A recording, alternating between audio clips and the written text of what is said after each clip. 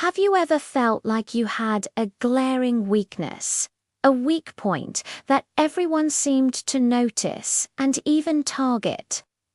It's a tough feeling, like wearing a sign that says, "Press here for easy victory." Today, I want to tell you a story about someone who didn't just patch up her weak point. She turned it into her greatest strength. It's a story about resilience, strategy, and the incredible power of changing your perspective. Meet Alina, a rising star in the world of competitive debate. She was brilliant, quick-witted, and her arguments were usually airtight. But she had an Achilles heel, her emotional responses. Whenever an opponent got personal, made a snide remark, or aggressively challenged her integrity, Alina would get flustered. Her composure would crack, her voice would tremble, and the well-structured arguments she'd prepared would crumble. Her opponents knew this. In every high-stakes match, they'd poke and prod, not at her logic, but at her emotions. They weren't trying to outthink her, they were trying to unnerve her, and for a while, it worked. Elena lost several key debates, not because she was wrong, but because she was rattled. She felt defeated, thinking her sensitivity was a fatal flaw she could never overcome.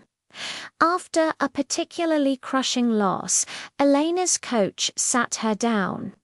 He didn't tell her to toughen up or stop being so emotional. Instead, he said something that changed everything. They retargeting your emotions because that's where they think you weak. So let's make it your weapon.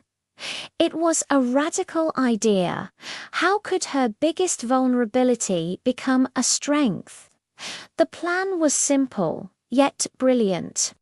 Instead of suppressing her emotional responses, she was going to learn to control and channel them. They started training differently. Her coach would deliberately provoke her, using the same tactics her opponents did. But this time, the goal wasn't to win an argument.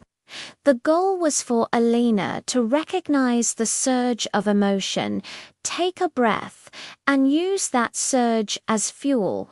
She learned to transform the heat of anger into passionate, controlled delivery.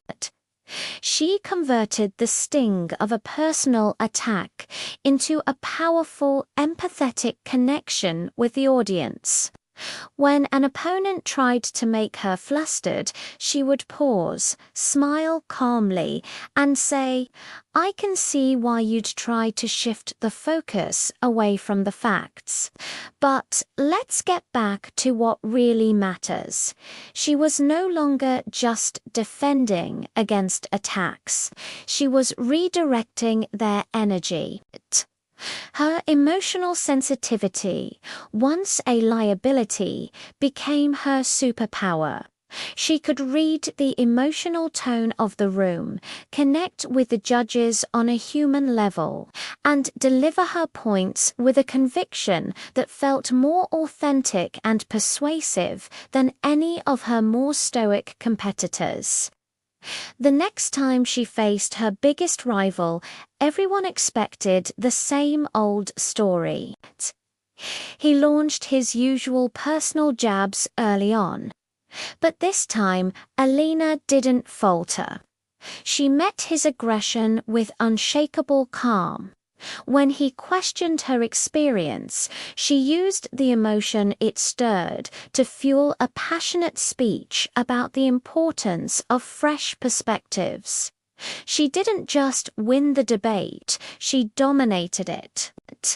She had taken the very thing they thought would break her and used it to build her victory. This story isn't just about debating, it's about life. We all have things we perceive as weaknesses maybe.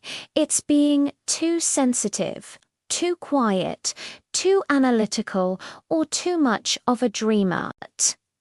We spend so much time trying to hide or fix these parts of ourselves. But what if, like Alina, we chose to strengthen them instead? What if your sensitivity makes you an incredibly empathetic leader?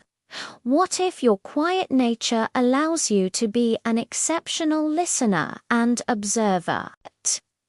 The parts of you that feel like a disadvantage are often just superpowers in disguise, waiting for you to learn how to use them. So look at your own weak point.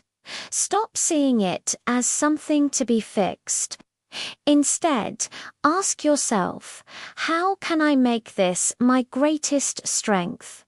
The answer might just change your life. Thanks for watching. If this story resonated with you, give this video a like. And subscribe for more content on turning challenges into triumphs. I'll see you in the next one.